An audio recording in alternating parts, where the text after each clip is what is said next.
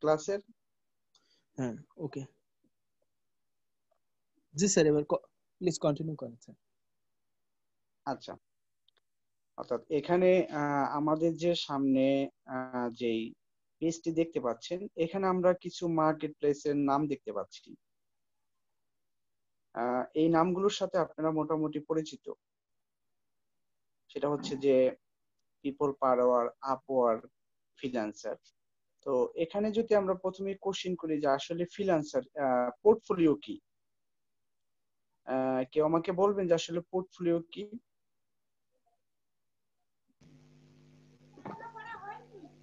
Sir, আমরা যে বিষয়ের উপর কাজ করব সেটার একটা কপি তৈরি করাই পোর্টফোলিও মেবি। ওকে। এবং আমরা যদি অন্য ভাষায় বলি, পোর্টফোলিও হচ্ছে একটা দোকানের মতো। পোর্টফোলিও একটা দোকানের মতো। সেটা কেমন আবার? যেমন মনে করেন আমরা একটা দোকানে যখন যাই, সামনে একটা সাইনবোর্ড দেখি যে এটা মুদি দোকান। এরপরে এর ভিতরে আমরা দেখি মুদি অনেক জিনিসপত্র। যদি একটা কম্পিউটার দোকানে ঢুকি, তাহলে কম্পিউটার রিলেটেড এগুলো দেখি। তো আমরা যে ফ্রিল্যান্সার, আমাদের এই পোর্টফোলিওটা হচ্ছে একটা দোকান। এই দোকানের কিছু জিনিসপত্র, যেমন ওই ওই দোকানে কিছু প্রোডাক্ট সাজানো থাকে। আর এখানেও কিছু প্রোডাক্ট কি করতে হবে, আমাদের সাজাইতে হবে। এখানে এই প্রোডাক্ট গুলো কি, মানে আমার যাবতীয় তথ্যগুলো সুন্দর করে সাজিয়ে গুছিয়ে রাখাটাই কিন্তু এখানে আমার মেন দায়িত্ব, যেটা দোকানদাররা করে থাকে। তো এখানে হচ্ছে কিছু ইনফরমেশন, যেই তথ্যগুলো দিলে যে কোনো লোক দেখলে বলবে যে হ্যাঁ, এই দোকানের প্রোডাক্ট গুলো ভালো বা দেখতেও সুন্দর। বেচা কিনি হোক না হোক, এটা পরের ব্যাপার। তো এই জন্য আমরা কিছু কিছু বিষয় নিয়ে কথা বলবো, যেগুলো অনেক বেশি গুরুত্বপূর্ণ। ওকে, এবং যে কোনো অ্যাকাউন্টের জন্য একটা অ্যাকাউন্ট থেকে আরেকটা অ্যাকাউন্টের পার্থক্য হচ্ছে অলমোস্ট এখানে আহ, সমস্ত অ্যাকাউন্ট গুলো আমি বলবো কাছাকাছি, কিছু কিছু অল্প কিছু পার্থক্য।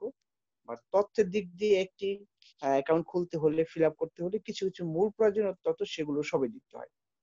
তো এখানে যে নামগুলো আছে, যারা নতুনদের জন্য ফ্রিল্যান্সার একটু গুরুত্বপূর্ণ বা বেশি পপুলার, বা আপওয়ার্ক একটু প্রিমিয়াম, সেটা যাই হোক। তো যে কোনো অ্যাকাউন্ট খোলার ক্ষেত্রে প্রথমেই একজনে পড়েন কি লিখছে। স্যার আমি পড়বো স্যার। হ্যাঁ, পড়েন। Tips for portfolio writing. Step 1. Write a headline that's clear, concise, and effective. Your headline should get straight to the point. We recommend keep keeping it one line, title, year of experience, your specialty. ওকে, প্রথমে আমরা যে টাইটেলটা, যেটা title use করব, তো আমি এখানে request করব, যখনই কোনো অ্যাকাউন্টের বা আপনারা যে গিগ বা যাই কিছু বলেন না কেন, টাইটেলটা কিন্তু সবসময় চিন্তা করবেন সুনির্দিষ্ট এবং এফেক্টিভ দেওয়ার মতো। কারণ এই টাইটেলের মাধ্যমে একজন মানুষ কিন্তু প্রথমে আপনাকে মেজার করবে, অন্যেরটা সরাসরি কপি করে, এরকম না। টাইটেলটা যেন খুবই সুন্দর হয় এবং কনসেন্স এবং সুনির্দিষ্ট হয়, তথ্যবহুল হয়, এটার প্রতি লক্ষ্য রাখবেন। আরেকটা ব্যাপার হচ্ছে এক্সপিরিয়েন্স। এক্সপিরিয়েন্স আপনারা জানেন, ফ্রিল্যান্সার হিসাবে যদি এক্সপিরিয়েন্স না থাকে, তাহলে কিন্তু ওরা কাজ দিতে চায় না।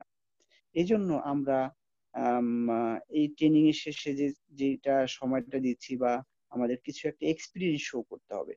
এক্সপিরিয়েন্স শো না করলে কি নতুনদেরকে বায়ার কাজ দিতে চায় না, এটা আমরা একটু মনে রাখবো।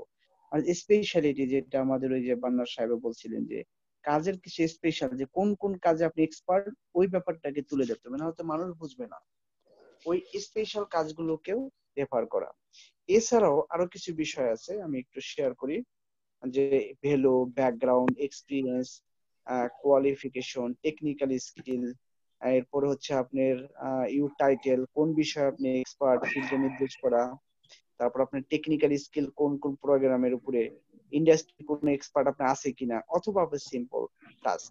অর্থাৎ যে আপনি যে অ্যাকাউন্টটা খুলবেন, পোর্টফোলিও খুলবেন, এই তথ্যগুলো আজকে না হলে একটা সময় লাগতে পারে বড় বড় প্রজেক্টের জন্য। এর জন্য এখন থেকে এগুলোকে আস্তে আস্তে নিয়ে আসবেন। এবার এর পাশাপাশি আমাদের প্রথমে একটা একটা করে আমি শেয়ার করি। যেমন প্রথমে অ্যাকাউন্ট খোলার পরেই আপনি যেটা মূল বিষয়, একটা সিলেক্ট আ প্রোফাইল ফটো, সুন্দর একটা ফটো সিলেক্ট করবেন, কারণ পিকচারটা একটা বড় প্রভাব ফেলে। যখন আপনার বায়াররা যখন খুঁজতে থাকে, তখন এই পিকচারটা প্রথমে আসে, চোখে পড়ে। সো এই জন্য পিকচার দেওয়ার ক্ষেত্রে কিছু কিছু বিষয় মেনটেন করবে, যেমন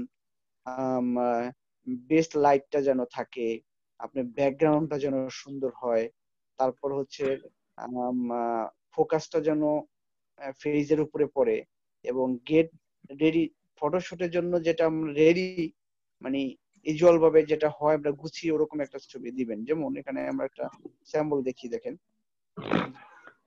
একটা পিকচার রিজেক্ট করা হয়েছে, আর একটা পিকচার এখানে অ্যাকসেপ্ট করা হয়েছে। একজনে বলবেন যে কেন একটা অ্যাকসেপ্ট করা হয়েছে আর একটা রিজেক্ট করা হয়েছে? একই ব্যক্তি দুইটা করে পিকচার আছে। স্যার ওইটা রিজেক্ট করা হয়েছে কারণ স্যার ওইটা ভালো বোঝা যাচ্ছে না স্যার, ছবিটা মানে ফেসটা ক্লিয়ার না, আর যে মেয়েটার প্রথম ছবিটা, আর দ্বিতীয়টা হচ্ছে স্যার ফেসটা বোঝা যাচ্ছে স্যার, স্মাইলি ফেস অনেকটা ইয়ে করছে স্যার, ইন্টারেস্টেড করছে, মানে দেখতে সুন্দর লাগছে, প্লাস মানে ওইটার ভিতরে আমাদের মানে ইচ্ছা করছে যে ওই প্রোফাইলে যায়, ওই প্রোফাইলে যে কাজটা করি এমন। ওকে, আচ্ছা মিউট করে রাখবেন, কার যেন শব্দ আসে এখানে। স্যার যেটা বলেন এক্স্যাক্টলি রাইট।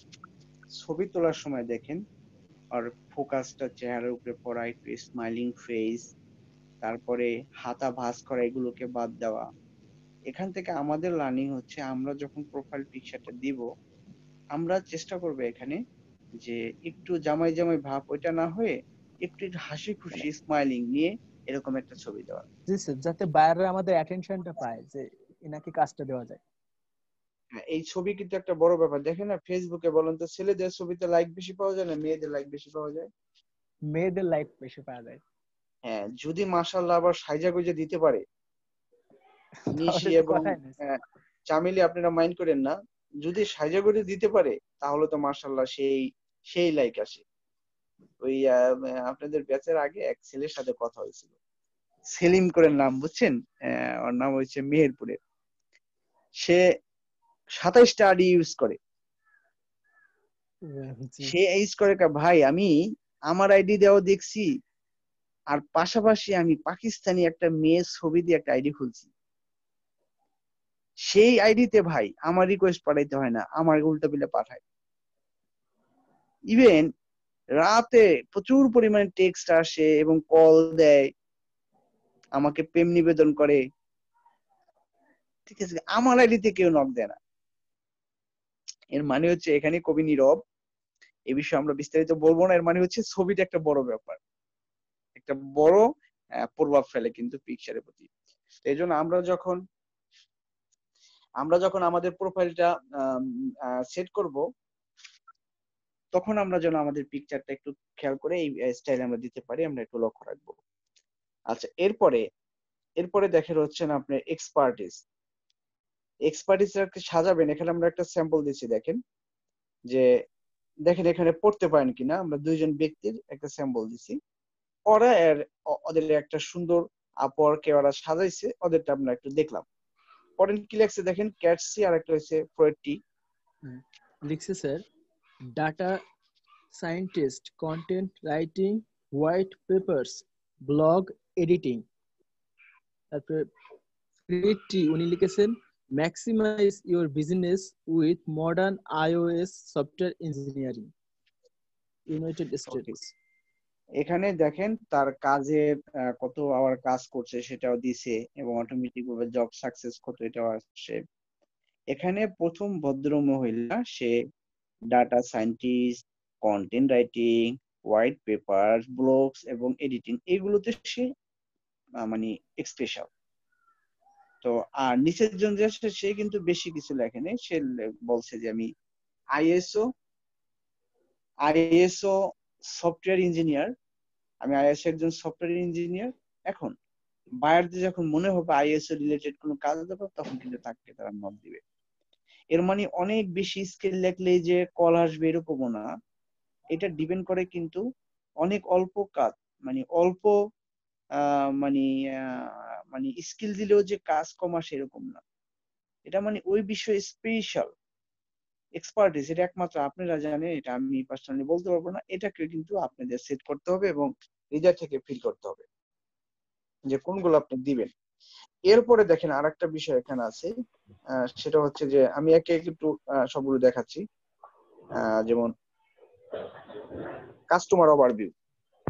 কাস্টমার ওভারভিউ বলতে এখানে মনে করেন এখানে অভিজিৎ সাহেব, অভিজিৎ জি স্যার। মনে করেন এখানে অভিজিৎ সাহেব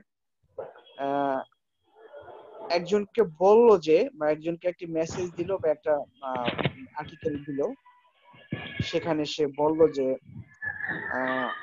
আমি এই এই নিয়ে বর্ণনা দিয়ে তার সম্পর্কে সে অনেক কথা বলে একটা লেটার দিল যে আমি একজন মার্কেটিং ডিজিটাল মার্কেটার, আমি অনেক কাজ জানি, আমি এই বিষয়ে খুবই দক্ষ, এগুলো সব দিল। কিন্তু পাশাপাশি যদি আরেকজন ছেলে, সে মনে করেন এখানে আশিক খান, সে আবার কি করলো, এই কথাগুলো বললো, পরে আবার নিচে দিল যে আমি ডিজিটাল মার্কেটিং এর উপরে বাংলাদেশ আইসিটি মিনিস্ট্রি থেকে একটি কোর্স করছি। এখন দেখেন আমার কাছে মনে হবে কি দুজনের কথাই শুনছি, বাট সার্টিফিকেটটা থাকলে মানে একটু ভ্যালু বেশি দেওয়া হয়, তার প্রতি একটি ভালো লাগা বেশি কাজ করে। এই জন্য কাস্টমার একটা ওভারভিউ আমরা দেব। আমরা যখন মার্কেট প্লেসে কাজ করব, তখন যে কাস্টমার থাকবে তার কাছ থেকে আমরা একটা ওভারভিউ নিয়ে নিব আমার সম্পর্কে।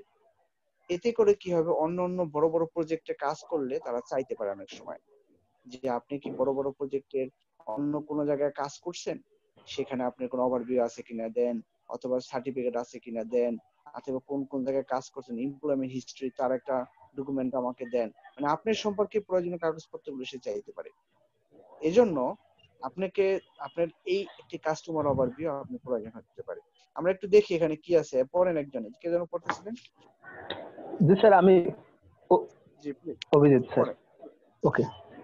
Maximize your business with modern iOS software engineering. Freed was a true asset to us, providing advanced coding skills from years of experience as a software engineer. We highly recommended him for any project, simple for complex. His courtesy, experience, and skill set are as a blessing. Geoff Cordelian app OneDrive Inc. I enjoyed working with Fred on some very specific projects that required some creative thinking and high throughput. I found Fred to be a very pleasant and diligent worker, and I think he would be good. ... More.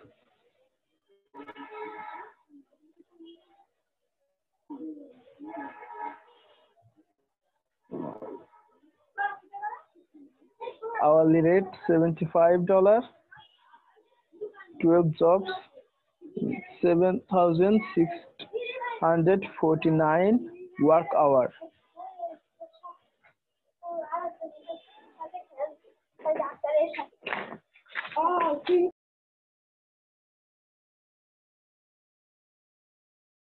এখানে আমাদের learning হচ্ছে এটুকুই, আমরা যখন বড় বড় প্রজেক্টের জন্য কাজ করব, আমাদের একটি ওভারভিউ প্রয়োজন হতে পারে।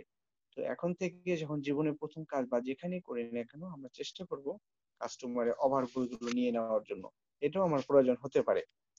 এরপরে দেখেন আরেকটি বিষয় খুবই গুরুত্বপূর্ণ, আপনি বেস্ট ওয়ার্ক।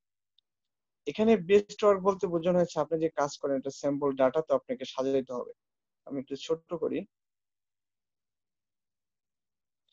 এই যে এখানে 4টি কথা আছে, দেখেন যে আপনার যে বেস্ট যে কাজ, features your best work, use your portfolio two draw a potential clients attention, showcase the quality of your work plus the value of your expertise, choose pieces that reflect your needs, help prove your specialization.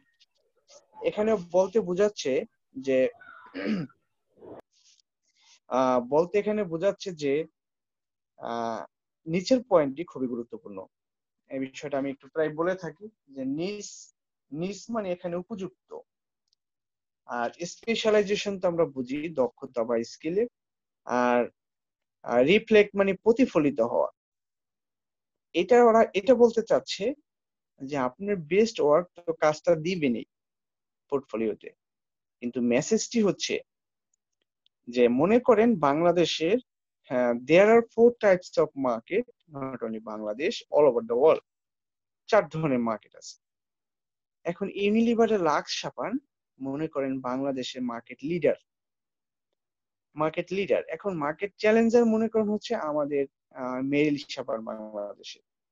তো মেরিল সবসময় কিন্তু চিন্তা করে বা observe করে Unilever কি সাবান নিয়ে আসে, সেই সাবানের সাইজ কতটুকু, কেমন ফ্লেভার, মোড়কে কি লিখলো, আগের থেকে ভালো নাকি খারাপ, কোন মডেল ইউজ করলো, অনেক কিছু সে উদ্ঘাটন করবে।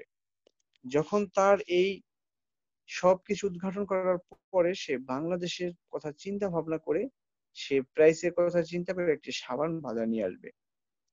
এবার মার্কেট ফলোয়ার যারা আছে, যেমন বাংলাদেশ আবুল খায়ের গ্রুপের কেয়া সাবান, তারপরে সে কোহিনূর কেমিক্যাল কোম্পানি তিব্বত, তারা আবার কি করবে, লাক্স কি করলো, মেরিল কি করলো, সব উদ্ঘাটন করে তারপরে কাস্টমারের কথা চিন্তা করে তারা নিজেদের মতো একটা সাবান বাজার নিয়ে আসে। আর নিজ যারা, তারা হচ্ছে কোনো ধরনের কম্পিটিশন বা ফলো করে না, নিজের স্কিল দিয়ে উঠতে চায়।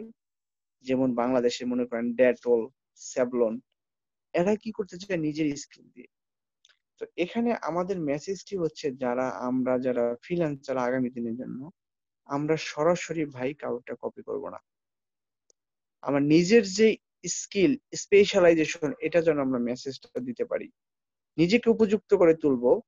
বাট অন্যেরটা কপি পেস্ট আমরা করব, বাট সেটা যেন মানে সরাসরি স্টেজে না হয় প্লিজ। এটা কেন বললাম, এই করোনার ভিতরে আমাদের নিটিং একটি গার্মেন্টস আছে। তো করোনা মার্চ থেকে যখন লকডাউন হয়ে গেল পুরাটা, তো একটা কাজের অর্ডার আসছে। এখন এই দেওয়ার জন্য কিছু স্টিকার দরকার ছিল। এখন এই স্টিকার, আমি যে কোম্পানি নারায়ণগঞ্জ থেকে, তো যাওয়া বন্ধ, গাড়ি ঘোড়া চলে না। তো আমি আমাদের মিরপুরে এখানে গেলাম, বললাম যে ভাই এরকম অবস্থা, এরকম ডিজাইন, কাইন্ডলি আমাকে একটু করে দেন। তা সে বললো যে হ্যাঁ ভাই, সমস্যা নেই, করে দিতে পারবো। তো একটা সুইটেবল টাইমে গেলাম, সে কি করলো, 20 থেকে 25টা স্যাম্পল এক জায়গা থেকে নিয়ে তারপর আমাকে বলতেছে দেখেন এটা এটা চলে কিনা। পরে আমি ওনাকে বললাম যে আপনি পুরোপুরি আরেকবার একটা কপি করে দিলেন। সমস্যা নাই তো আপডেট, মানে এর মানে হচ্ছে যে ওরা বলে যে না, আমরা এইভাবে করি, সমস্যা হয় না। বাট বড় বড় যারা গ্রুপ এন্ড কোম্পানি বা প্রফেশনাল কাজ করে, তারা কিন্তু চুরি করে। তারা কি করে, যে ঠিক আছে স্যার, আপনার ডিজাইনটা আমি বুঝতে পারছি, আমি একটা ডিজাইন রেডি করি, আপনাকে আমি জানাই, দেখে আপনাকে কেমন লাগে দেখেন। ও কিন্তু ও চুরি করে, বাট ও চুরি করার ভিতরে একটা পার্থক্য আছে। অনেক গভীর চিন্তা ভাবনা করেও দেখে যে এটা যদি অন্য জায়গায় পাওয়া যায়, সে মাইন্ড করতে পারে, ও কিন্তু চুরি করে। এই জন্য আপনারা যারা এই ফিল্ডে আগামীতে কেরিয়ার করবেন, প্লিজ সরাসরি কাজটা যেন কপি না হয়। তো বাই দা এখানে একটা স্যাম্পল পোর্টফোলিও আপনাকে মেনশন করতে হবে, বা আপনার ওই পোর্টফোলিওতে দিতে হবে আপনি সেরা কাজ। এই জন্য এখন থেকে যে কাজগুলো করেন, তারই একটা স্যাম্পল আপনি ওখানে দিয়ে দিবেন। এরপরে আপনার হচ্ছেন সার্টিফিকেশন। একটা সার্টিফিকেট, যেটা আমরা বললাম যে আম, আম, আপনি এলএডিবি প্রজেক্ট থেকে হোক বা হটস্পট, বিভিন্ন জায়গা থেকে অনলাইন সংগ্রহ করা। যেমন এখানে একটা স্যাম্পল আমরা দিচ্ছি কোম্পানির, এই যে এখানে হটস্পট, এখানে নেটে সার্চ দিবেন, এরা অনলাইনে এগুলো দেয়, করা যায় অ্যাকাউন্ট খুলে। তো আপনি এরকম একটা অ্যাকাউন্টও আপনি এখানে অ্যাড করবেন। এতে করে কি হবে, আপনার সম্পর্কে আরো তার বিশ্বাসের জায়গাটা ভারী হবে, যে না, এই ছেলে বা এই মেয়ে এই কোর্সটি এখান থেকেও করছে। সো একটা সার্টিফিকেটও এখন না হলেও বড় বড় প্রজেক্টে কাস্টমাররা চাইতে পারে, আপনার কাছ থেকে আস্কিং করতে পারে। তো এর মানে হচ্ছে যে এটাও আপনি একটু নজরে রাখবেন পোর্টফোলিওর জন্য। এরপর হচ্ছে আপনার এমপ্লয়মেন্ট হিস্টোরি। এমপ্লয়মেন্ট হিস্টোরি বলতে বোঝানো হয়েছে আপনি কোন কোন জায়গায় চাকরি করছেন। এখন যেহেতু করেন নাই, বাট আপনাকে আস্তে আস্তে এই ভিউটা করতে হবে। অন্য কোম্পানি ফ্রি মার্কেটিং করলে আপনাকে অ্যাড করার প্রয়োজন হতে পারে বা কাস্টমার চাইতে পারে, সেটা কিভাবে সাজাবেন, প্রথমে আপনার ডেজিগনেশন দিবেন, তারপরে কোম্পানির নাম, কোন সময় থেকে কোন সময় কাজ করলেন, তারপর হচ্ছে ডিউটিজ গুলো। এবং এটা একটা কোম্পানি দিয়ে দুইটা দিলে আরো বেশি ভালো হয়, একাধিক দিলে আরো জানলো যে না আপনি কিন্তু এই বিষয় না আরো অনেক বিষয়ে কাজ জানেন, বুঝানো। ট্রান্সলেটর ছিল, তারপরে কোম্পানির নাম, সময়, তারপরে হচ্ছে রেসপন্সিবিলিটিস। অর্থাৎ আপনি যারা পূর্ণাঙ্গ একটি ফ্রিল্যান্সার যারা হয় তারা কিন্তু এইভাবে সাজিয়ে থাকে, দুইটা এক্সপিরিয়েন্স দেখাবেন মিনিমাম। এবং সে তাকে বোঝানো যে আমি ফ্রেশার না, ফ্রেশার হলে কিন্তু কাজ দিতে চায় না। এরপরে হচ্ছে পরে এখানে শেষ না, আরেকটা আদার্স এক্সপিরিয়েন্সও অ্যাড করবেন। মানে আদার্স এক্সপিরিয়েন্সটা কি, যে আপনি যে এই বিষয়ে কাজ জানেন, পাশাপাশি আপনি এছাড়াও মনে করেন আপনি freelancer digital marketing A, but আপনি তাকে বলেন মাঝে মাঝে আমি কি বলে কোন ডিজাইনের কাজ পারি অথবা ড্রয়িং পারি, এই যে যে এক্সট্রা কিছু, এটাও তাকে শো করানো। আমি কোন ক্যাম্পেইনের কাজ করি, অথবা আমি ব্লাড ডোনেশনে একটা কোম্পানির ফ্রি সার্ভিস দেই, বা সেখানেও মার্কেটিং এর দায়িত্ব পালন করি, ডিজিটাল মার্কেটিং কিছু একটা বুঝাবেন এক্সট্রা। এটাও কিন্তু ফুল ফুল পূর্ণাঙ্গের জন্য এটা অনেক বেশি ভেরি করে।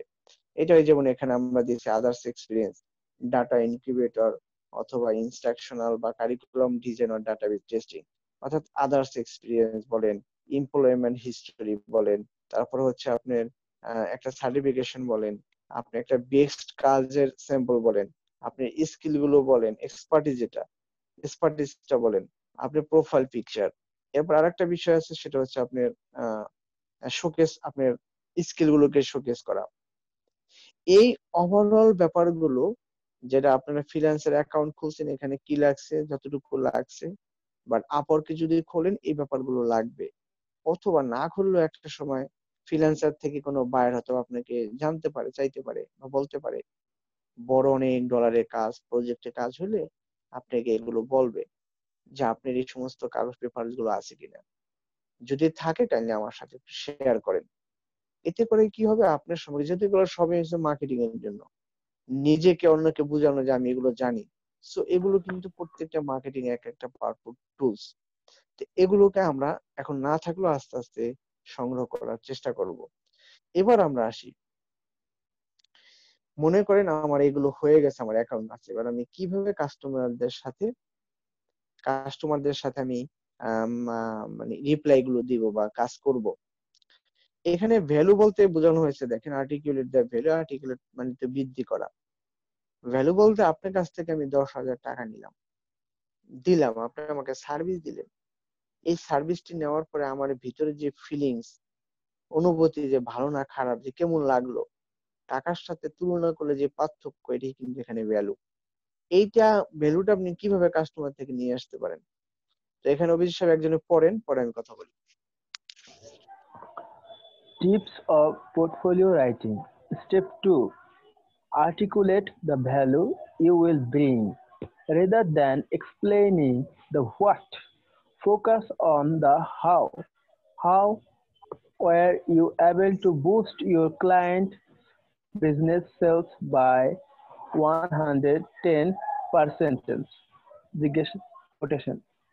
How did you transform a client's mm, cubicle-style office to a dream workplace? People are much more intrigued by your ability to solve problems and drive results rather than the granular details of what you do. ওকে, এখানে প্রথমে বলা হচ্ছে কাস্টমারদের সাথে আপনার portfolio দেখে, যেটা বললাম আপনি রিকোয়েস্ট পাঠাইলেন, রিকোয়েস্ট পাঠানোর পরে সে আপনাকে কনভারসেশন আসতে পারে, অথবা সে নিজের থেকেও আপনাকে রিকোয়েস্ট পাঠাইতে পারে, সেটা যেটাই হোক, আপনি হোক বা আপনি পাঠাইলেন বা আপনাকে পাঠাইলো, আহ যে কোনোটা হতে পারে। এখানে প্রথমেই যদি যেমন আপনাকে আমি বললাম যে যে অভিজিৎ সাহেব আপনি ফ্রি আছেন, অ্যাভেলেবেল, আপনি বললেন যে ইয়েস স্যার, আমি অ্যাভেলেবেল ফর ইউর প্রজেক্ট।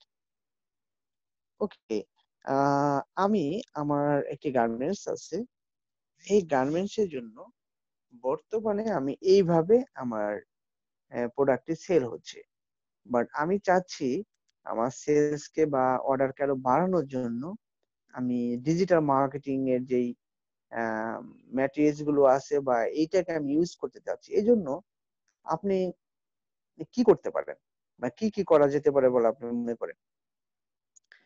তখন এবার কিন্তু আপনার কাছে ফ্লোর দিয়ে দিল, আপনার এই কথার উপর ভিত্তি করে কিন্তু সে কাজ এখানে পাবেন। এটাই মেইন জায়গাটা। এখানে যদি আপনি অ্যান্সার দেন যে জি স্যার, আমি এটা আপনাকে সমস্ত টুলস ইউজ করে আপনার সেলস আমি জেনারেট করে দিতে পারবো, একটা অ্যান্সার। আরেকটা অ্যান্সার হচ্ছে যে স্যার থ্যাংক ইউ, এটা একটা ইনোভেশন থিংকিং, আপনি আরো সেল করতে চাচ্ছেন। এখানে স্যার আমি একজন ডিজিটাল মার্কেটার হয়ে বা ডিজিটাল মার্কেটিং গাই হয়ে আমি আপনাকে অনেকগুলো স্টেপ এখানে হাতে নিতে পারি। প্রথমে আমি লিড জেনারেশন থেকে শুরু করে আপনি কোন কোন টার্গেট কাস্টমার কারা, আমি সেটাকে ফেসবুক বলেন, পুল ইমেল মার্কেটিং বলেন, গেট রেসপন্স বলেন, সেলস ফানেল তৈরি করা, এই কাজগুলোর মাধ্যমে আমি পার্ট বাই পার্ট নিয়মিত আমি করলে আপনার বর্তমান যে অবস্থান আছে তার চেয়ে বৃদ্ধি পাবে। আই মিন, আগের যে অ্যান্সারটি ছিল সেটা ছিল হোয়াট এর অ্যান্সার, পরেরটি হচ্ছে হাউ এর অ্যান্সার। কাস্টমারের সাথে যখনই আপনি অ্যান্সারে যাবেন, হোয়াট এ অ্যান্সারে যাবেন না, হাউ তে অ্যান্সার দিবেন, একটু এক্সপ্লেন করবেন, তাকে স্বপ্ন দেখাবেন যে তার প্রতিষ্ঠানে আগের থেকে এখন আরো সেল বাড়বে। আগে যদি 100% হতো, 100 না 110% সেল ইনক্রিজ করার মতো যোগ্যতা আপনার আছে। এই এই স্কিলটি আপনার ভিতর যেন থাকে, এবং পাশাপাশি আরো বুঝাবেন যে স্যার আপনি যে অবস্থানে আছেন দ্যাটস গ্রেট, বাট আমি আমার যে স্কিল বা মার্কেটিং, ডিজিটাল মার্কেটিং এর যে কাজগুলো আমি যদি অ্যাপ্লাই করি, আপনার প্রতিষ্ঠানে ভ্যালু আরো নিয়মিত অ্যাড হবে স্যার। নতুন নতুন মানুষের কাছে রিচ করবে এবং মানুষ জানবে আপনার প্রোডাক্ট সম্পর্কে, পজিটিভ ধারণা ক্রিয়েট হবে এবং আপনার প্রতিষ্ঠানটি একটা সময় কিন্তু স্যার স্বপ্নে ভিলেজে পরিণত হবে। তো এর মানে হচ্ছে যে তাকে বোঝানো যে আমি পজিটিভ, আমি কাজগুলো পারি। আপনার প্রত্যেকটা মেসেজে যেন, কথা যেন তার একটা আভাস থাকে। তো এ হচ্ছে আপনাদের ভ্যালু ক্রিয়েট করার ক্ষেত্রে অন্যতম way। আরেকটা বিষয় এখানে, before that I shared all of things, your customer, he or she can ask a very much ridiculous question, but I'm talking very hardly or firmly. Never make an argument with your buyer, never make a fun with your buyer, never show your emotion with your buyer, but he or she can ask a, I know that you have a great mentality to solve this problem or any problem, but never find out the person who he or she is created this problem. কে কি বললো না বললো, কোন buyer কত টাকা নিল, এটা না, কি ছোটখাটো প্রশ্ন কি করলো, এটা না। আপনাকে সবসময় মনে রাখতে হবে বায়ার যখন তার কথাটি বললো আমি কিভাবে করতে পারি, এইটার প্রতি জোর দিবেন। সবসময় প্রবলেমের প্রতি জোর দিবেন, কিভাবে সমাধান করা যায়। কোন বায়ার কত নিল, কোন ফ্রিল্যান্সার কত টাকা নিল, কে কিভাবে করলো না করলো, এটা আপনার কোনো হেডেক না। আপনার হেডেক হচ্ছে আপনি কত ভালোভাবে তাকে বুঝাইতে পারেন যে আমি আপনার কাজটি করে দিতে পারবো। যখনই আপনি প্রপারলি ভাবে এটা বুঝাইতে পারবেন, আপনাকে কিন্তু সে সন্তুষ্ট হবে। এখানে 10 জন মানুষ সে সাথে কথা বলবে, সে যখন চিন্তা করবে যে না আমি আম, এখানে অভিজিৎ স্যার সাথে কথা বলে আমার কাছে মনে হলো যে না এই ছেলেটা পারবে, তখনই কিন্তু এই কাজটি দেয়। কাজ দেওয়া মানে কঠিন না, জাস্ট একটু সন্তুষ্ট করা থাকে। এজন্য এই অভ্যাসটা এখানে নিয়ে আসতে হবে। এরপরে এর পাশাপাশি আরেকটা বিষয়, বি এমপ্যাথেটিক হওয়া। আমরা জানি এবং এর আগেও আমরা বলছি এবং আমরা ক্লায়েন্ট ম্যানেজমেন্ট আলোচনা এখানে কথাটি বলবো, always you have to think yourself into their shoes, and as well as you have to think customer is the king right now, customer is the queen, কাস্টমারই সবচেয়ে মাথার মুকুট। আমি এটা এক্সাম্পলে বলেছিলাম, মনে করেন you are good at English, you know how can we to write email, how can we to talk in English. You are very much expert in editing or content writing or blogs, anything. I think that you are very much expert. But during talking time with your buyer, your gaze, your customer is not able to talk very smartly.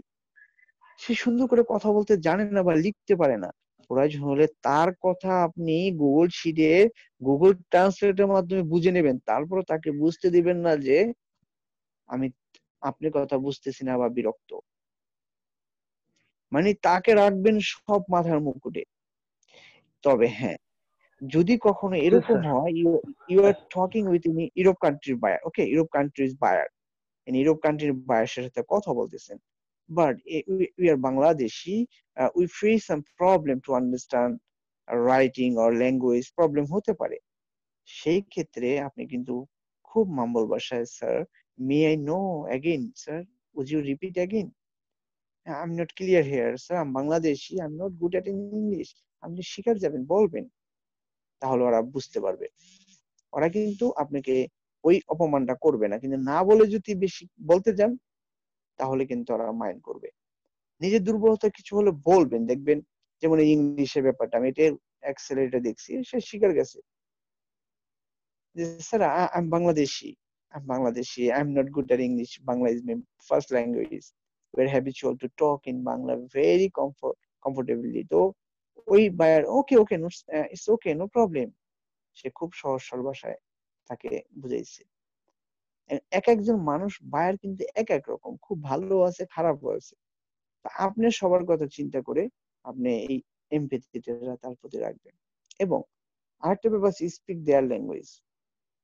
সে যেটা বলে, সে যদি মনে করলেন বলল যে অভিজিৎ সাহেব, আমি cold email মার্কেটিংটাকে করতে চাচ্ছি, সেক্ষেত্রে কি আমার পেইড হলে ভালো হয় কি নট পেইড হলে ভালো হয়, আপনাকে জানতে চাইলো। তখন আপনি বলবেন খুব স্মার্টলি ভাবে, থ্যাংক ইউ স্যার, আমি চাচ্ছি যে আপনার চিন্তা চেতনা খুবই ইনোভেটিভ স্যার। নন পেইড হলে স্যার আমরা খুব লিমিটেড থাকবে আমার মেইলিং বা নাম্বারটি, আর পেইড হলে এটা অনেক দূর ছড়িয়ে দেওয়া যাবে। তো এখানে আপনি বুঝতেছেন সেই লোক চাচ্ছে মেইলিং সার্ভিসটা, বুঝে নেবেন, তখন আপনি অবশ্যই ওইদিকেই যাবেন। অবশ্যই স্যার, তাহলে এখানে আপনি যদি মেইল পেইডে যান তাহলে আপনার জন্য অনেক বেশি ভালো হবে। মানে তার ভয়েসটা বোঝা, তার দিকে যাওয়া। এই জন্য দেখবেন ওই যে আর যে মেয়ের কল সেন্টার চাকরি করে না, তারা এগুলো বলে, যেমন যে আপু আজকে আমার মনটা না খুব খারাপ, মেঘলা। তখন আর যে আবার কি বলে, সত্যি আপু তুমি একবারে মনের কথাটি বলছো আমার, আজকে ওয়েদারটি একদম বিচ্ছিরি যাচ্ছে, আমার একদম ভালো লাগতেছে না। আসলে কিন্তু তার এই ওয়েদার ভালো লাগে। মানে সে কি করলো, ওই তার অডিয়েন্স কে হ্যাপি করার জন্য। আবার আরেক জায়গায় মনে করেন এক মানে মানে যারা আরজে বা মানে যারা প্রেজেন্টার, তারা কিন্তু এই কাজগুলো করে থাকে, মানে অপর যে ব্যক্তি থাকবে তার প্রায়োরিটি দেওয়া, তার মনটাকে জয় করা। তো এই কাজটা কিন্তু আপনাদেরকেও এই প্র্যাকটিসটা এখানে নিয়ে আসতে হবে। আর একটা ব্যাপার এখানে, যখনই আপনি কনভারসেশন হবে, আপনি নক দেন, রিকোয়েস্ট পাঠান অথবা সে পাঠাও, দেওয়ার পরে কখনোই আলোচনার ভিতরে কনভারসেশন টাইমে কখনো জামথ্রো ভার্ব আপনি দেখাবেন না। সে দেখাক, আপনি জামথ্রো ভার্ব দেখাবেন না, তাড়াহুড়া ভাব আপনি দেখাবেন না। আপনি খুব প্রফেশনালি ভাবে মেনটেন করবেন। প্রফেশনাল বলতে কুল, তার আপনার সময়ের কোনো দাম নেই, তার সময়ের অনেক দাম, এটা মনে করবেন। এবং সবচেয়ে বেস্ট হচ্ছে কি কথা দিয়া, how to start the conversation. একজন নতুন পটেনশিয়াল কাস্টমারের সাথে what types of talking you can use, কোন ধরনের কথা আপনি ইউজ করতে পারেন, এটা কিন্তু প্র্যাকটিস করবেন। প্রথম থেকেই একটু চিন্তা করবেন কি কথা বলে, এটা বোঝা যায় না, এক একজন কাস্টমার এক এক রকম। কেউ থাকে খুব চালাক, কেউ থাকে কম বুঝেন, এটা বুঝায় তার সাথে কথা বলে, এই ভিউটা বোঝা, তার ডিমান্ড ওয়ানটা বোঝা, মানুষটাকে বোঝা। না বুঝলে কিন্তু ওই যে কি বলে আর কি, কে বলে না যে বাবা মারা ওই যে ছেলের টাকা পয়সা দেখে বিয়ে দেয়, অথবা মানে ছেলের চাকচিক্য দেখে বিয়ে দেয়, পরে দেখে যে তার পুরো উল্টো। বলেন, অনেকে বলে যেখানে এই জন্য ভালো মানুষ দেখে বিয়ে দিতে হয়। তো এর মানে হচ্ছে মানুষ প্রথম কিন্তু বোঝা যায় না ভাই, তার সাথে যখন একটু সামনে কথা কনভারসেশন আগাবেন তখন বুঝতে পারবেন যে এই লোক কোন ধরনের। তো এই জন্য সবসময় আমরা চেষ্টা করব জামথর ভাবটাকে অ্যাভয়েড করার জন্য, এবং একটু এটাকে আমরা কি বলে স্লো মোডে, সে তাড়াহুড়া না করে, একটু স্টে ফুলিশ, একটু বোকা বোকা টাইপের বলে এটাকে, মানে চঞ্চলতা বেশিকে প্রকাশ না দেখানো, ভাব না দেখানো। আর বাংলাদেশি কাজ হোক বাইরের কাজ হোক সমানভাবে প্রাধান্য দিবেন, এখানে যেন কোনো বৈষম্য না থাকে। এবং আরেকটা ব্যাপার আছে এখানে, কোথায় গেল, create a maintenance plan.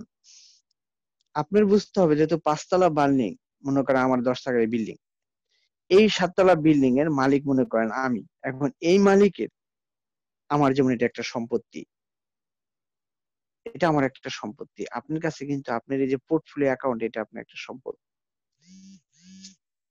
So এইটাই আপনাকে রুটি রোজগার করে দিব। তো প্রতিনিয়ত এটাকে কি করতে হবে, বাসায় যেমন আমরা রং করি ওইটাকে আপনি কি করতে হবে, নতুন নতুন তথ্য যোগ করতে হবে, নতুন নতুন ইনফরমেশন থাকলে সেটাকে অ্যাড করতে হবে, আবার ডেসক্রিপশন ভাষা চেঞ্জ করলে আবার করতে হবে, নতুন নতুন গিগের ভাষা চেঞ্জ করতে, ইনোভেশন কিছু নিয়ে আসতে হবে প্রতিনিয়ত রাখা। এমন আমি আজকে একটা অ্যাকাউন্ট খুলে আমার খোঁজ খবর নাই, আমি সন্ধ্যার পরে লোক পাওয়া যায়, আমি আর আল্লাহ অনলাইনে থাকি না, অনলাইনে থাকলে রিপ্লাই দিই না, এরকম যেন না হয়। প্রতিনিয়ত এটাকে রিপেয়ার করা, এটাকে মেইনটেনেন্স করা, মানে আপনি সন্তানটা যেরকম বাচ্চার মা যেভাবে পালে একটা বাচ্চাকে, ঠিক এরকম ভাবে আমি মেহেরপুরে একটা ছেলের কথা মনে পড়লো, ওই ছেলেটা সেনাবাহিনীতে জব করতো, এরকমই ক্লাস, ওরা সেনাবাহিনীর জবটাকে ছেড়ে দিয়ে, ওর কথা শুনলে অবাক হয়ে যাবেন, ওরা স্বামী স্ত্রী দুইজন একই ক্লাস, বলে যে ভাইয়া মেহেরপুর থেকে যদি একজন ফ্রিল্যান্সার সৃষ্টি হয় সেখানে আমি হতে চাই, এবং আমাকে হতেই হবে। তার ডেডিকেশন কি, তারা স্বামী স্ত্রী দুইজনে এটাকে পেশা হিসেবে নিয়েছে, এবং তারা অনেক এক্সপার্ট, তারা অনেক কাজ পাইছে করতেছে, তারপরে এই ক্লাস তারা কন্টিনিউ করতেছে এখান থেকে। এখানে তারা আরো নতুন নতুন কোনো তথ্য পাইলে, মানে যার জানার আগ্রহ যাকে বলে আর কি।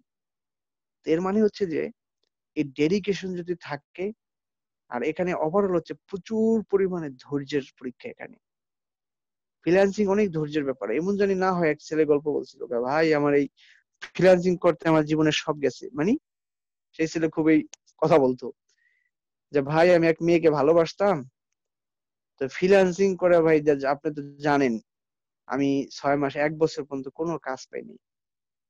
সেই মেয়ে 3rd ইয়ারে নাকি পড়তো, সে তার বাসা নাকি বিয়ের প্রস্তাব আসা শুরু হয়েছে, ঝামেলা পড়ে গেছে, এখন আমাকে বিয়ে করতে বলে। ভাই আমি এখন এই ফ্রিল্যান্সিং এটাকে কেরিয়ার হিসেবে আমি নিয়েছি, আমি এখন ইনকামই করতে পারি না, আমি বিয়ে করে কি করব।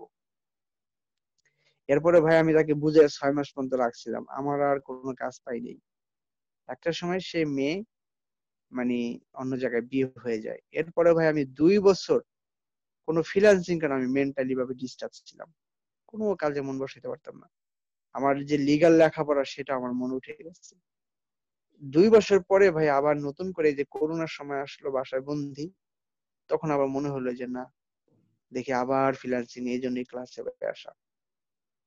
এর মানে হচ্ছে যে ফ্রিল্যান্সিং এ প্রচুর ধৈর্য, ডেডিকেশনের একটা জায়গা, এগুলো থাকলে এখানে আগানো সম্ভব। তো এই ছিল আমাদের আজকের আলোচনার ছোট্ট আলোচনা, যেটা শেয়ার করছেন বিল্লাহ সাহেব।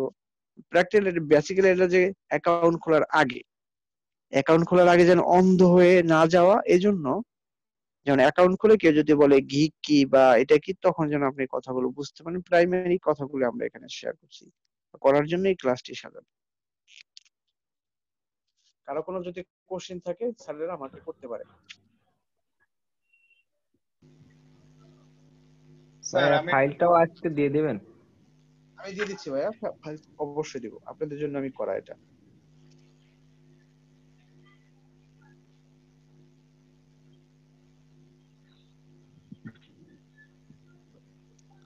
আর অভিজিৎ সাহেব নেক্সট স্যার ক্লাসে একটা বাসা, জি বলেন।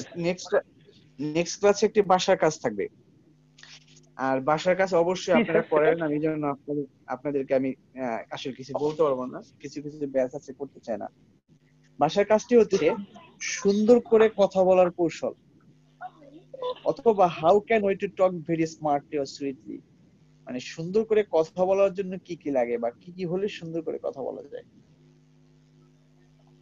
আচ্ছা, আমরা একটু কি এটা নিয়ে কোনো কিছু তৈরি করব, কোনো ফাইল তৈরি করব, না না না না না না না, আমি নাকি আপনাদেরকে নিজেরা কষ্ট প্র্যাকটিস করব? আপনাদেরকে এত বড় কষ্ট দেব না। আপনারা ইউটিউব থেকে জাস্ট একটু দেখে আসবেন বা একটু ও নিজে বোধগম্য করবেন, যেন বলতে পারেন যে হ্যাঁ, সুন্দর করে কথা বলার জন্য এই এই বিষয়গুলো আমরা মেনটেন করতে পারি বা করা উচিত। আচ্ছা, এটা আমাদের বাংলায় বলতে হবে না ইংরেজিতে? বাংলায় বাংলায়। স্যার ও আচ্ছা, জি। ঠিক আছে স্যার।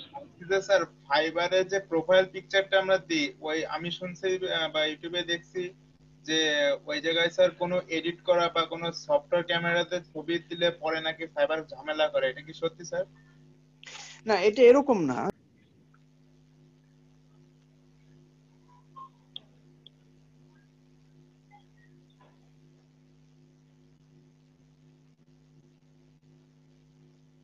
হ্যালো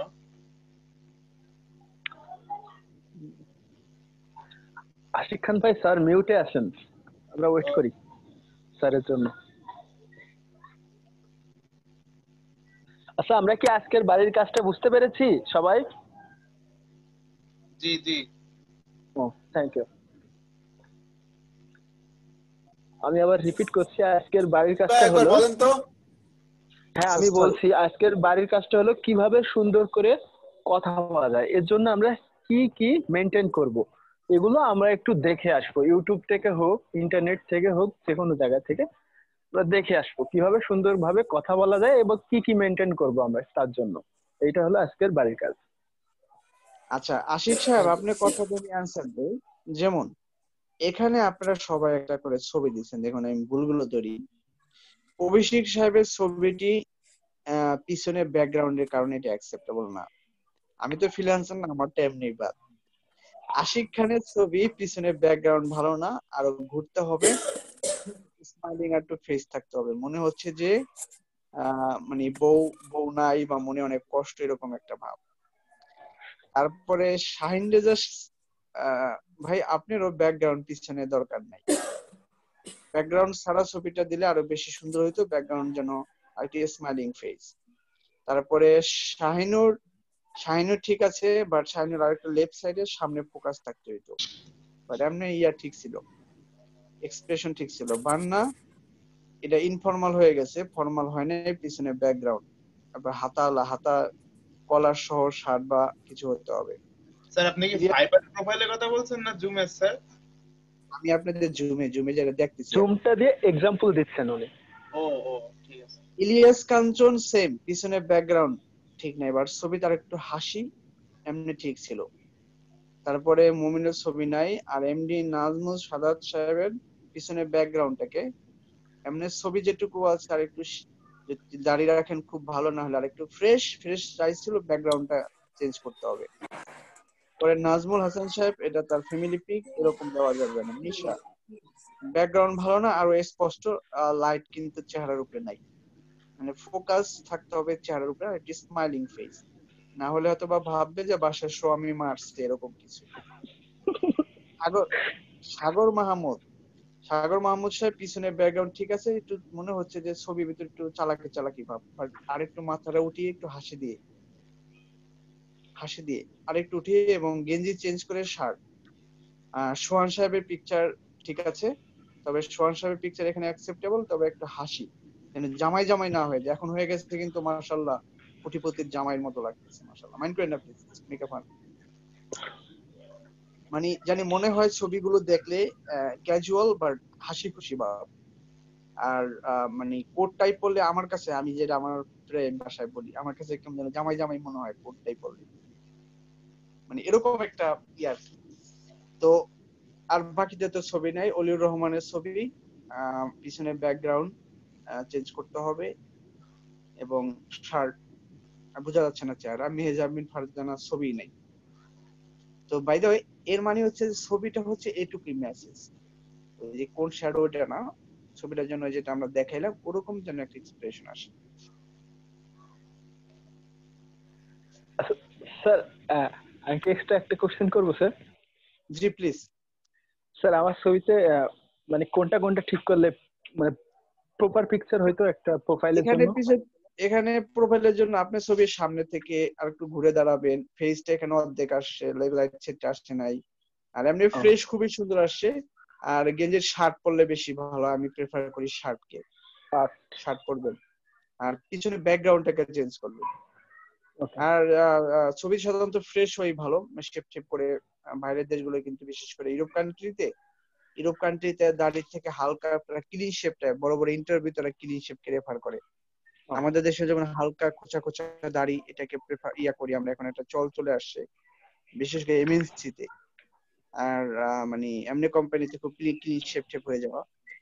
বাট ওরা ইন্ডিয়া যেমন আপনার প্যান্ট যাই পরেন ইন চিন করে সুন্দর করে গেলে ওরা এটাকে প্রেফার করে।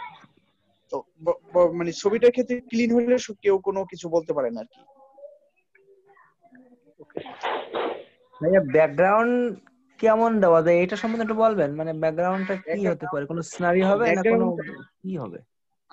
ব্যাকগ্রাউন্ডটা আমি প্রেফার করি এক কালার হলে ভালো হয়, সেম হইতে পারে সাদা দেয়াল, হতে পারে সাদা, পিছনেরটা এক কালার, আকাশ বাতাস এই সব কিছু না, বিল্ডিং দেখা যায় এইসব কিছু না, আর সাগর নদী দেখা যায় এরকম কিছু না। আর দাড়ি রাখা বিষয় কি বললেন?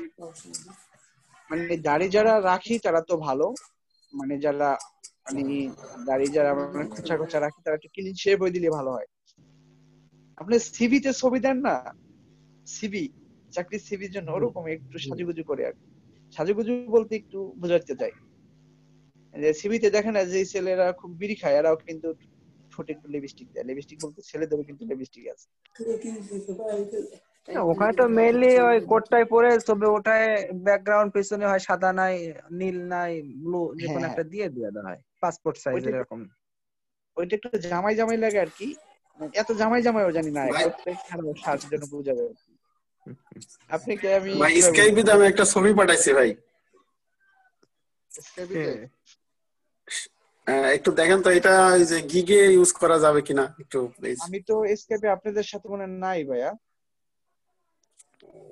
জুমে দেন জুমে দিতে দিলে কম্পিউটার লাগবে ভাইয়া, এটা হবে না। তাই না? জি, আপনার তো মানে মানে পুরো ছবিটা আপনার বডি ফিগার বোঝা যাচ্ছে, আপনার ফেসটা ভালো বোঝা যাচ্ছে না। ওকে, থ্যাংক ইউ ভাই। স্যার আপনি কি আমাদের সাথে স্কাইপে তে অ্যাড হবেন না? হ্যাঁ, আমি আজকে হয়ে নিব, ওই নাজমুল সাহেবকে আমি বলছি, উনি আমাকে মনে হয় সেভ করছে। আচ্ছা সাদাত স্যার, আপনি যে প্রবলেমটা দেখতে চাচ্ছিলেন ওটা মানে দেখাতে পারবো, কারণ স্ক্রিন শেয়ারের অপশনটা এখন পারমিশন দেওয়া হয়েছে মেবি, দেখবেন। আসেন। ঠিক আছে তাহলে স্যার, আপনারা কথা বলেন, সমস্যা নেই, আমরা তো 6টা পর্যন্ত আছি যা থাকতে চান। বাট আপনাদের কোনো কোশ্চেন না থাকলে আমি পার্সোনালি বিদায় নিব। আমি আছি, লাইনে আছি, মানে কথা বলার জন্য। ভাইয়া আমার একটা কোশ্চেন আছে। জি ভাইয়া প্লিজ। ডিজিটাল মার্কেটিং এর ক্ষেত্রে কি এডুকেশনাল ব্যাকগ্রাউন্ড, বিজনেস অ্যাডমিনিস্ট্রেশন হওয়া মানে প্রায়োরিটি বেশি হবে তাদের ক্ষেত্রে? বুঝি নাই।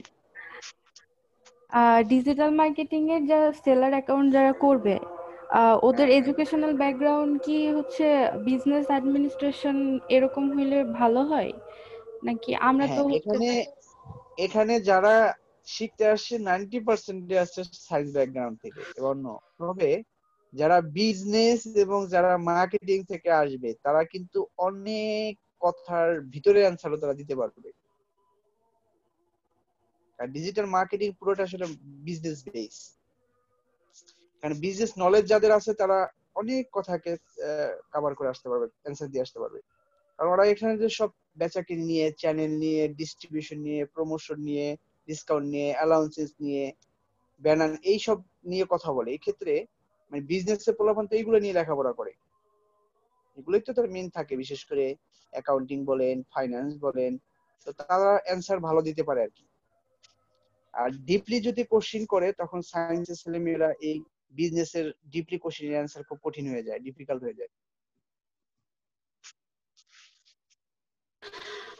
আর আমরা যখন মানে ফ্রেশার নতুন অ্যাকাউন্ট খুলতেছি তখন তো আমরা হচ্ছে পেইড টুলগুলো ইউজ করি না।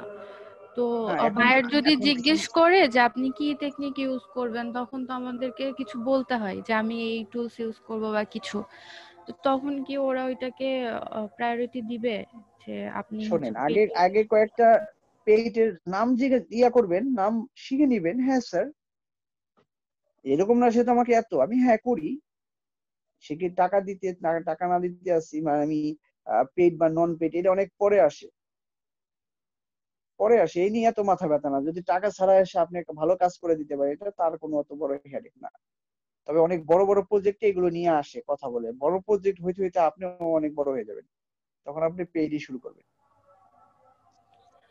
আমার কাছে যদি জিজ্ঞেস করে যে হচ্ছে আপনার টেকনিক কি, তাহলে কি আমি তার কাছ থেকে হচ্ছে কোনো বলবো যে আপনার মানে লিস্টটা দেন, মানে যদি আমি লিড জেনারেশনের কাজ করি, তো আমি হচ্ছে স্যাম্পল একটা দেখাই দিলাম যে আমি এই ফরম্যাটে কাজটা আপনাকে করে দিব, এইটা কি ঠিক আছে নাকি হচ্ছে আমি আমার সরি, ডিটেলস একটু কল বলতে হবে? আসছিল। মানে টেকনিক বলতে জি বুঝি না এই কথা আসলে। মানে আমার একটি কল আসছিল, আমি কথাটি ক্যাচ করতে পারিনি। সরি, বললো যে আপনি বললেন যে বায়ার কোশ্চেন করলো আপনার টেকনিক কি, এটা কি? আহ, আচ্ছা মনে করেন যে আমাকে একটা লিড জেনারেশনের কাজ দিবে, তো সে যদি আমাকে জিজ্ঞেস করে যে আপনি কোন টেকনিক ইউজ করবেন, মানে আপনার টেকনিকটা কি কাজের, তো তখন আচ্ছা আচ্ছা হচ্ছে আমি আহ, মানে তার তো একটা লিস্ট থাকবে যেটার হচ্ছে যে লিড জেনারেশন আমি করব বা হচ্ছে তো আমি একটা ফরম্যাটে তো দিব যে তার যে যে রিকোয়ারমেন্ট থাকবে সেই ফরম্যাটে আমি তাদেরকে দিব। তো আমি তার কাছ থেকে কি দুই একটা মানে ডেটা নিয়ে আমি সেটা স্যাম্পল তাকে একটা দিব, নাকি এমনিতে ওকে ডিটেলসে জাস্ট বলে দিব যে আমি এইভাবে ওকে। কাজ। প্রথমে সে আপনাকে কাজ করার পরে সে যদি বলে যে আপনি বললেন স্যার আমি কিভাবে আপনাকে হেল্প করতে পারি, তখন সে বলবে যে আমার এই কাজ করে দিতে হবে আপনাকে, আপনি পারবেন কিনা। তখন আপনি কি বলবেন, মানে আপনি পারবেন কিনা মানে আপনি অ্যাপ্রোচটা জানতে চাচ্ছেন, তখন আপনি বলবেন যে স্যার আমি এইভাবে আমি কাজটি আপনাকে করতে পারবো বা করে দিতে পারবো, এটা এইভাবে হবে। এই যে যে আপনি যেটা বলেন এটাই তো আপনার অ্যাপ্রোচ। আচ্ছা অথবা আপনাকে আরেকটা কোশ্চেন ওরা করতে পারে যে আমি আপনাকে এত টাকা দিয়ে কেন আপনাকে আমি হায়ার করব, আপনার ভিতরে এরকম কি আছে, আচ্ছা এই কোশ্চেনটিও করে। যে অন্য জায়গায় $10 নিচ্ছে, আপনি নিচ্ছেন আমার কাছ থেকে $12, আমি আপনাকে কেন হায়ার করব, আপনার ভিতরে এরকম কি আছে, আপনি কোন ধরনের মানে স্ট্র্যাটেজি ইউজ করেন, বা মানে আপনি কোন কোন অ্যাপ্রোচ ইউজ করেন আপনার কাজের জন্য। এটা সে মৌখিকভাবে জানতে পারে, আর কাজ শুরু হইলে, প্রজেক্ট হইলে তো সে আপনার কাছ থেকে চাইবে, প্রপোজালই চাইবে, টেকনিক্যাল প্রপোজাল চাইবে, কমার্শিয়াল প্রপোজাল চাইবে। এটা আমরা প্রপোজাল নিয়ে আমরা 4th নম্বর ক্লাসে কথা বলবো। নাইম ভাই, আমার একটা প্রশ্ন ছিল নাইম ভাই। জি বলছি কি যে বলে নাইট ভাই বলছিল যে আমি আমার আমার অ্যাকাউন্টটা বাইরের দেশ থেকে করা, তা বাংলাদেশের থেকে বাইরের দেশ থেকে কিভাবে অ্যাকাউন্ট করে, ওখানে কি কোনো রিলেটিভের মাধ্যমে আচ্ছা নাকি? আচ্ছা। এইটা এক ছেলে, চালাক ছেলে আমি পাইছি। সে কি করছে জানেন, আমেরিকার এক মেয়েকে দিয়ে একটা ছবি খুলছে, অ্যাকাউন্ট খুলছে, মানে সব ছবি দিছে আমেরিকার ওই মেয়ের, নাম দিছে আমেরিকার। সে একটা কাজও করছে, কাজ করে ডেলিভারিও দিছে, বুঝছেন? তো এইটা হচ্ছে ওই যে আপনারা ছবি দিলেন সেই লোকের, মেল দিলেন, ওই যে ওই সম্পূর্ণ ওই তারটা ইউজ করলেন, কিন্তু এটা ঠিক না। এটা আমি মনে করি যেহেতু কেরিয়ার লম্বা দিকে যাওয়ার নেওয়ার ইচ্ছা আছে, মিথ্যা ফেক আইডি এগুলো ইউজ না করা ভালো, মেলটা রাইট ইউজ করাই ভালো। মানে বাংলাদেশ থেকে হচ্ছে না বলে দেখা যাচ্ছে আমি এটা আমি বিদেশের ইউজ করছি, তা আমার তাহলে হ্যাঁ, বাংলাদেশ থেকে কায়দা আছে, মানে ওরকম কোনো টেকনিক আছে? ওই টেকনিক বলতে ওই অ্যাকাউন্ট খোলে, যে আমাকে আপনাদের এলইডিবি করছে, এক ছেলে দেখছি খুলছে, কাজও পাইছে সে, মানে বিদেশি একটা মেয়েকে ছবি দিয়ে তার একটা মেল দিয়ে ওইভাবে খুলছে, ওইভাবে ভালো হয়েছে। স্যার এই জায়গায় একটা কথা আছে স্যার, মানে কি এইভাবে খুললে অনেক ডেঞ্জারাস হয়ে যায়। আমার এক ভাই, ছোট ভাইরও এরকম ছিল, সে ইনকাম করছে, তার পরবর্তীতে মানে ফাইবারে যখন 4-5টা কাজ করা হয়ে যায় বা 8-10টা কাজ করা হয়ে যায়, তখন ফাইবার টিম সেই পার্সনকে একটু ভেরিফাই করার জন্য তখন তার সমস্ত ডিটেলস চায়। মানে ভ্যালিড যে ডিটেলস গুলো, তখন দিতে না পারলে অনেক সময় অ্যাকাউন্ট সাসপেন্ড করে দেয়। আর সে ভাইয়ের অ্যাকাউন্টটা সাসপেন্ড এভাবে করে দিয়েছিল। হ্যাঁ, এটা অ্যাকাউন্ট তো ওরা ধরতে পারলে তো ইনস্ট্যান্টলি ভাবে আপনার এই অ্যাকাউন্ট জায়গায় বাদ দিতে দিবে। হয়েছে, মানে কাজ করার পরে যখন ফাইবার টিম বোঝে যে ছেলেটা কাজ পারছে বা এই পার্সনটা কাজ পারছে, তখন সে ভালোভাবে তার ডিটেলসটা আরো মজবুত করার জন্য, তার ভেরিফাই করার জন্য তার ডিটেলস গুলো একদম ভ্যালিড ডিটেলস গুলো চায়। তখন যদি না দেওয়া যায় তখন অ্যাকাউন্ট সাসপেন্ড করে দিচ্ছে। এক্স্যাক্টলি এইটাই, আমি এই জন্য মিথ্যা বা মানে এই ফেক এগুলোকে আমি পার্সোনালি ভাবে বলি না। না ভাই, তাহলে আমাদের দেশ থেকে যে পেপ্যালটা ইয়ে করা যায় না, আবার অনলাইন অধিকাংশ ক্ষেত্রে কিন্তু পেপ্যাল অ্যাকাউন্ট মানে অ্যালাউ হয়। তো সেক্ষেত্রে কি কোনো ইয়ে আছে বুঝি নাই কি মানে পেপ্যাল অ্যাকাউন্টের জন্য? পেপ্যাল অ্যাকাউন্ট তো বাংলাদেশের থেকে অনুমতি নেয়। আপনি ভিপিএন এর মাধ্যমে ইউজ করতে পারবেন, কিন্তু ওইটা খুব অস্থায়ী এবং আপনার কোনো গ্যারান্টি নেই, ওইটা যখন তখন অফ হয়ে যেতে পারে। মানে বাইরের ভিপিএন ইউজ করে আপনি ওটা ইউজ করতে পারবেন, কিন্তু ওটা আপনার দেখা যাচ্ছে টাকা থাকলো হঠাৎ করে দেখলেন যে অফ হয়ে গেছে, মানে যখন তখন, এটার কোনো গ্যারান্টি নেই। এই জন্য পেপালটা ইউজ করে না। আর লিগাল ভাবে বাংলাদেশে পেপাল এখনো লাইসেন্স দেয়নি পেপালে। ওই যে আশিক সাহেব সুন্দর বলছেন, এই বিষয়ে আমার কিন্তু ওরকম ভালো ধারণা ছিল না। ধন্যবাদ। আচ্ছা, আমাদের আরেকজন হাত তুলছিলেন, নাজমুল সাদাত সাহেব, কিছু বলবেন? কি ভাইয়া, ওই নিশাপুর কথার সঙ্গে একটু যোগ করব, মানে যোগ মানে কি, উনি যে বললো যে আমি মানে যেহেতু এটা বিজনেস রিলেটেড, মার্কেটিং রিলেটেড, তো জি। এখানে যদি আমি আমার একাডেমিক কোয়ালিফিকেশন মানে অ্যাকাউন্টে আমি যদি অন্য ফ্যাকাল্টি থেকে আসি বা অন্য ডিপার্টমেন্ট থেকে আসি, সেক্ষেত্রে আমি কি মার্কেট মানে ম্যানেজমেন্ট বা বিজনেস ফ্যাকাল্টির কোনো সাবজেক্ট দিতে পারবো কিনা এইটা? এখানে এখানে আপনি তো পরিচিত হবে সেখানে একজন ডিজিটাল মার্কেটার হিসেবে, রাইট? আপনি তাকে বলবে আমি একজন ডিজিটাল মার্কেটার, এটি তো আপনি বলবেন। সে যদি আপনার কাছ থেকে জানতে চায় আপনি মেজর বা কি বিষয়, তাহলে আপনি বলবেন, না হলে দরকার নেই, আপনি সিম্পলি বলবেন যে আমি একজন ডিজিটাল মার্কেটার। যদি ডিটেইলস এখানে আমরা কাভার লেটার আমরা এটা বলবো। অ্যাকাউন্টে কিন্তু হ্যাঁ, ওখানে একাডেমিক কোয়ালিফিকেশনের একটা অপশন আছে, ওখানে আমরা কি দিব, মানে আমরা কি ওইটা আপনি সত্যটাই দিবেন, সত্যটা আপনি দিব? যেটা সেটাই দিবেন। হ্যাঁ, আর মিথ্যা দিবেন কেন আপনি? ওই যে এইমাত্র তো আশিক বললো, ভেরিফিকেশন হলে বা ইয়ে হলে আপনি মিথ্যা দিবেন কেন? তাহলে রেটিং বা একসময় এটা ফেক মনে করলে তো বাদ দিয়ে দিবে আপনি। নাই ভাই শোনেন একটা কথা, যে আপনি একটু বলছিলেন হটস স্পট না কোথা থেকে সার্টিফিকেট, বিভিন্ন সার্টিফিকেট নিয়ে যায়। ওই যে আমি দিয়ে দিছি, আমি হটস্পট মানে আমি যেটা ওই যে আমরা সংগ্রহ দেখাইলাম স্যাম্পল, ওইটাও করা যায়। এর সকালবেলা এক মেয়ে নাম জানি কি, সেই মেয়েও ওখান থেকে ভাই আমি এখান থেকে সার্টিফিকেট নিছি। এর মানে ওইটা হচ্ছে অনলাইন নেওয়া যায় আর কি, ওইটা নাম দেওয়া আছে দেখে, হটস্পট। মানে ওটা ইয়ে করলেই মানে ওটা নিয়ে আর ভেরিফিকেশনের সমস্যা হবে না? না না, ওইগুলো নর্ম ব্যাপার। ফ্রি কোর্স আছে না, ফ্রি অনলাইন কোর্স থাকে না অনেক, ও অনলাইন আচ্ছা আচ্ছা। সার্টিফিকেট দেয় না, ওরকম আর কি। দেখেন ওটা ঢুকে অ্যাক্সেস করে দেখেন।